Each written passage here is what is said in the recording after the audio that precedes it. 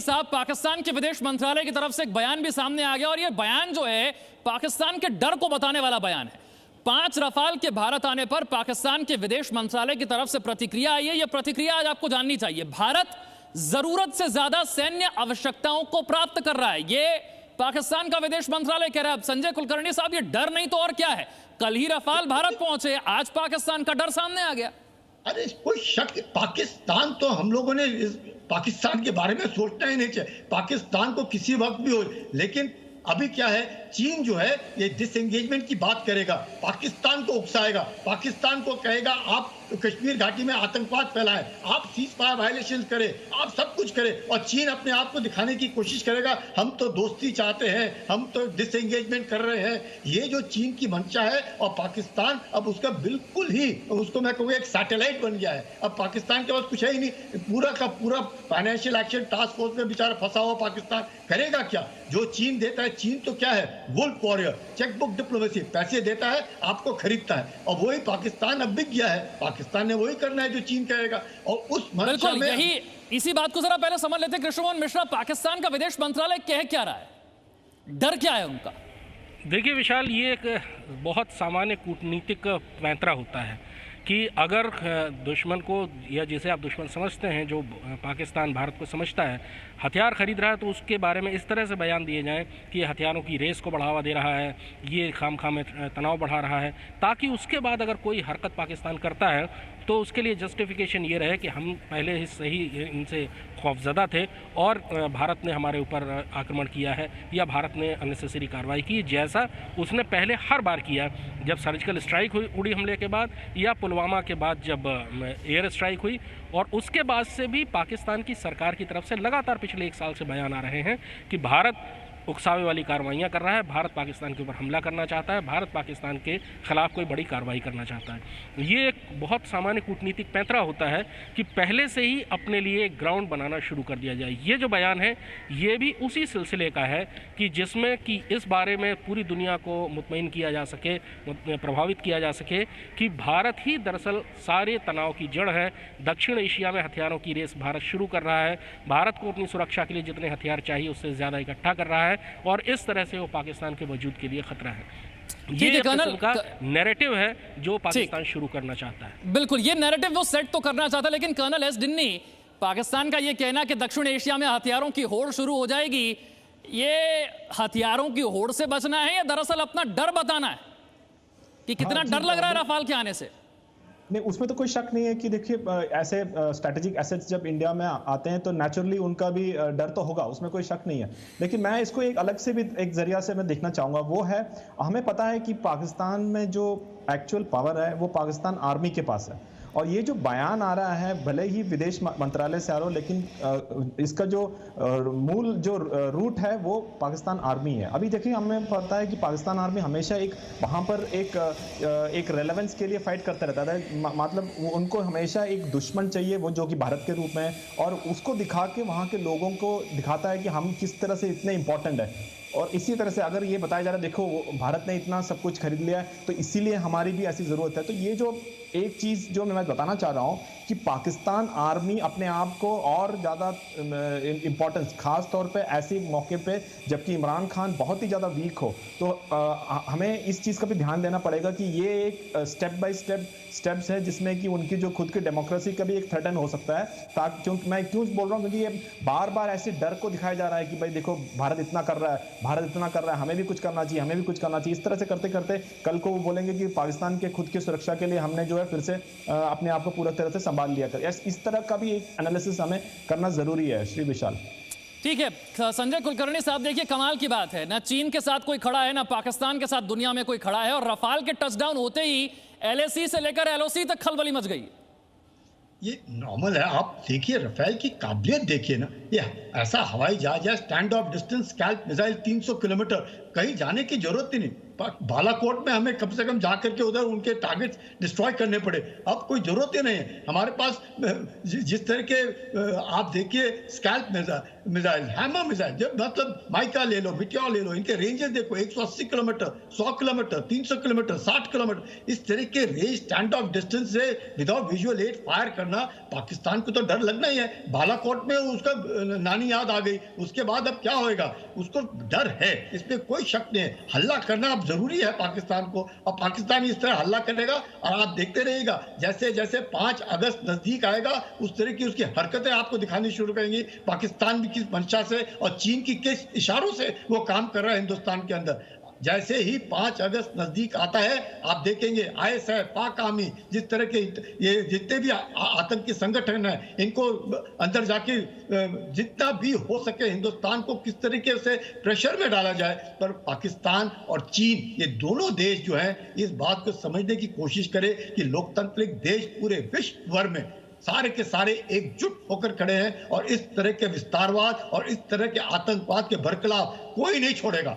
अब चीन ने अपने आप को दिखा दिया है कि चीन क्या है, पाकिस्तान ने दिखा दिया है पाकिस्तान क्या है। वो तो हमेशा आतंक का सौदागर था, रहेगा, और उसकी वही एक मंशा है। और वही इसी बीच प्रधानमंत्री ने जो मॉरिशस में वीडियो कॉन्फ्रेंसिंग के जरिए हिस्सा लिया कार्यक्रम में, वहां पर चीन की विदेश नीति को लेकर एक बहुत बड़ी बात जो है प्रधानमंत्री की तरफ से कही गई है। वो बात क्या है वो आपको बताते हैं। बिना नाम लिए प्रधानमंत्री ने चीन के विदेश नीति पर सवाल उठाया है। क्या कहा है प्रधानमंत्री ने? भारत फायदा पाने के लिए किसी देश की मदद नहीं करता है। भारत अपने फायदे के लिए किसी की मदद नहीं करता। भारत ने अफगानिस्तान में पार्लियामेंट की इमारत बनाई, क्रिकेट सिखा रहे हैं, इस बात का जिक्र किया। श्रीलंका में बड़े पैमाने पर घर बना रहे हैं, एम्बुलेंस सेवा स्थापित कर रहे हैं, चाहे अफगानिस्तान हो चाहे श्रीलंका हो। भारत जहां मदद करता है वो अपने स्वार्थ के लिए नहीं है। बिना नाम लिए प्रधानमंत्री ने चीन की विदेश नीति पर यह सवाल उठाया। आप जानते हैं कर्नल एस डिन्नी कि चीन जब किसी देश की मदद करता है तो वो अपने स्वार्थ के लिए करता है। धीरे धीरे कर्ज में जकड़ता चला जाता है वो देश, और चीन चाहता है कि अब उसके इशारे पर वो देश चले। प्रधानमंत्री का यह निशाना बिल्कुल चीन की विदेश नीति पर। कर्नल एस डिन्नी, बिल्कुल बिल्कुल बिल्कुल आपने बिल्कुल सही बताया। प्रधानमंत्री जी का जो ये निशाना है, चाइना का जो डेप्ट डिप्लोमेसी जिसे कहते हैं कि पैसा दो और फिर उसके बाद इतने ज़्यादा उनसे क्या बोलते हैं उसको लोन पर इतना दबाव डालें ताकि फिर एक ऐसा स्थिति आए कि वो देश जो है चाइना जैसा बोले वैसा करना शुरू हो। और ये हमने मालदीव में भी देखा था, श्रीलंका में भी देखा, और पाकिस्तान तो खैर उनका एक एक्सटेंशन ही है और तो कुछ उससे ज़्यादा कुछ है नहीं। तो ये जो प्रधानमंत्री जी ने कहा वो हमारा एक सभ्यता का भी एक है। हम कभी भी किसी के घर में जाके या किसी के और देश में जाके उनका नुकसान नहीं करते, हमेशा उनको जो जिस तरह से हम मदद कर सकते हैं और एक्चुअल तरीके से मदद करते हैं। वो जैसे आपने बताया अफगानिस्तान का हो, चाहे अफ्रीकन नेशंस में हो, श्रीलंका में हो, बांग्लादेश में देख लीजिए, बांग्लादेश में भी अभी हमने कई सारी चीज़ें किया है, तो भूटान हो चाहे नेपाल हो, तो ये सब चीज़ों में भारत का एक संस्कार है कि भारत जो करता है वो दिल से करता है, किसी वापसी के लिए नहीं करता है कि भाई हम ये करेंगे तो आप हमारे लिए ऐसा करो, ऐसा कभी नहीं करता। जो हमारे रिसोर्सेस है उस रिसोर्सेस का जितना हम दे सकते हैं उसी तरह से करा। उसी का एक बहुत उम्दा उदाहरण है अभी मालदीव्स में भी जो बिल्डिंग की जो अभी उद्घाटन हुआ वो आई एम श्योर ये जो चीजें हैं लोग भी समझते हैं, मालदीव्स के लोग भी समझते हैं। आप देखिए 2 साल पहले तक तो मालदीव्स पूरे चाइना के कंट्रोल में था, आज वहीं के लोगों ने इलेक्ट करके एक ऐसा पॉलिटिकल लीडर को लाया जो कि आज मानता है कि इंडिया सबसे उनका करीब है। तो ये चीजें जो है हम जो करते हैं वो जो पीपल टू पीपल जो कॉन्टैक्ट बोलते हैं वो भी समझते हैं, और उसी का एक लेटेस्ट एग्जांपल है मालदीव्स का भी जो अभी हमको देखने को मिल रहा है। बिल्कुल। लेफ्टिनेंट जनरल संजय कुलकर्णी, इससे पहले भी जब प्रधानमंत्री ने कहा था कि विस्तारवाद का युग गया, ये विकासवाद का युग है, बिना नाम लिए कहा था, लेकिन चीन की प्रतिक्रिया आ गई थी। आज भी बात कुछ वैसी ही है, इसमें कोई शक ही नहीं है। आज उन्होंने उद्घाटन किया सुप्रीम कोर्ट का मॉरिशस में। आप देखिएगा जिस तरीके से हिंदुस्तान, आपने बिल्कुल ठीक कहा, इतना जबरदस्त हाउसिंग कॉम्प्लेक्स बन के आ रहा है श्रीलंका के अंदर। हिंदुस्तान बातें नहीं करता है, चाहे हिंदुस्तान के साथ कोई भी हो, चाहे नेपाल है, बांग्लादेश है, भूटान है, म्यांमार है, अफगानिस्तान है, मॉरिशस है, हम लोग बात नहीं करते। हम लोग देते हैं क्योंकि वो हमारे ही हैं। चाहे अस्पताल हम बनाए अफगानिस्तान में या हम उनका पार्लियामेंट बिल्डिंग में, हम ये सब हमारा परिवार, अपना परिवार हम समझ करके हम सबके लिए काम करते हैं। चीन अब परिवार नहीं, चीन विस्तारवाद, उससे क्या मिलेगा मुझे? चीन का मंशा ही अलग है।